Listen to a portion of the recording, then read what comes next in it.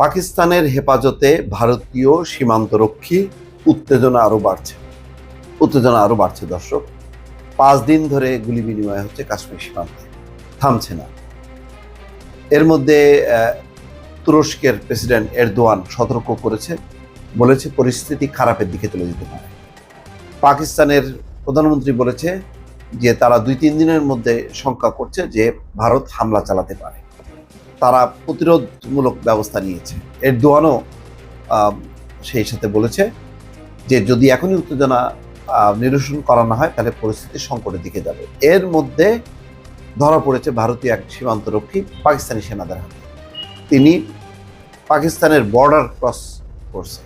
এটা বলা হচ্ছে অনিচ্ছাকৃতভাবে বর্ডার ক্রস করার আটক হয়েছে বিএসএফ এর এক সদস্য। ভারতীয় আধা সামরিক বাহিনী বর্ডার সিকিউরিটি ফোর্সের সদস্য পূর্ণম কুমার শকে পাকিস্তানের সীমান্তরক্ষী বাহিনী পাকিস্তান রেঞ্জার্স বুধবার আটক করে। ভারতীয় সংবাদ মাধ্যমে বলা হয়েছে পাঞ্জাবের সীমান্তে কৃষকদের ফসল তদারকি করতে গিয়ে তিনি অনিচ্ছাকৃত পাকিস্তানি সীমানায় চলে যান। আরে ভাই রে, বাংলাদেশের এরকম কতজন যে গুলি খেয়ে মরছে, হ্যাঁ, এখন কি বলবে ভারত? এই ঘটনার আগের দিন কাশ্মীরের পাহেলগামে সন্ত্রাসী হামলায় 26 জন নিহত হয়।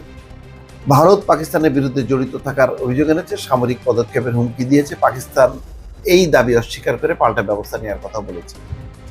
পূর্ণম কুমার শকে আটক হওয়ায় পাকিস্তান এখন একটি কূটনৈতিক সুবিধা পেতে পারে, যা ভারতের প্রতিশোধমূলক পদক্ষেপকে প্রভাবিত করতে পারে। ভারতের নিরাপত্তা কর্মকর্তারা এই বিষয়ে বিস্তারিত কিছু বলতে রাজি নন।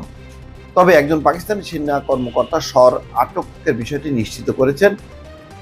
ওই শর পরিবার তার নিরাপত্তা নিয়ে শঙ্কিত। তার ভাগ্নে রাহুল শাহ বলেছেন, আমরা তার নিরাপত্তা নিয়ে চিন্তিত। বিএসএফ আমাদের আশ্বস্ত করেছে যে তারা তাকে নিরাপদে ফিরিয়ে আনবে। পূর্ণমের 8 বছরের একটি ছেলে আছে, তার স্ত্রী দ্বিতীয় সন্তানের অপেক্ষায় রয়েছেন। পশ্চিমবঙ্গের এমপি কল্যাণ ব্যানার্জি জানিয়েছেন, ভারতীয় নিরাপত্তা কর্মকর্তারা তাকে নিশ্চিত করেছেন যে শর সুস্থ আছেন এবং তাকে ফিরিয়ে আনার জন্য সরকার সম্ভাব্য সব চেষ্টা করছে। কিভাবে প্রায় 2 দশকের অভিজ্ঞতা সম্পন্ন এই সীমান্তরক্ষী পাকিস্তানি হেফাজতে চলে গেলেন তার স্পষ্ট বিবরণ এখনো জানা যায়নি।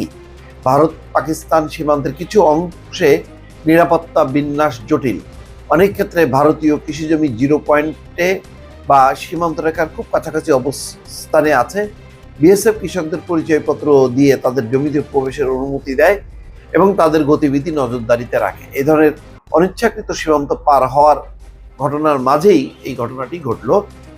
2019 সালে কাশ্মীর ইস্যুতেও ভারত পাকিস্তানের মধ্যে তীব্র উত্তেজনা তৈরি হয়েছিল। তখন ভারতের বিমান হামলা চালালে পাকিস্তান এক ভারতীয় পাইলটকে আটক করেছিল। পরবর্তীতে সেই পাইলটের মুক্তি 2 দেশের মধ্যে উত্তেজনা কমাতে ভূমিকা রেখেছিল। এখনো কি সেই বিএসএফ এর একজন সদস্যকে আটক হওয়ার পর এখন যদি পাকিস্তান আলোচনা শুরু করে ফিরায় দেয়, তাহলে কি উত্তেজনা কমবে কিনা, এটা এখন একটা অনেক প্রশ্ন। তবে মনে হয় না শুধু বিএসএফ এর এক সদস্যের মাধ্যমে এই উত্তেজনা নিরসন হবে।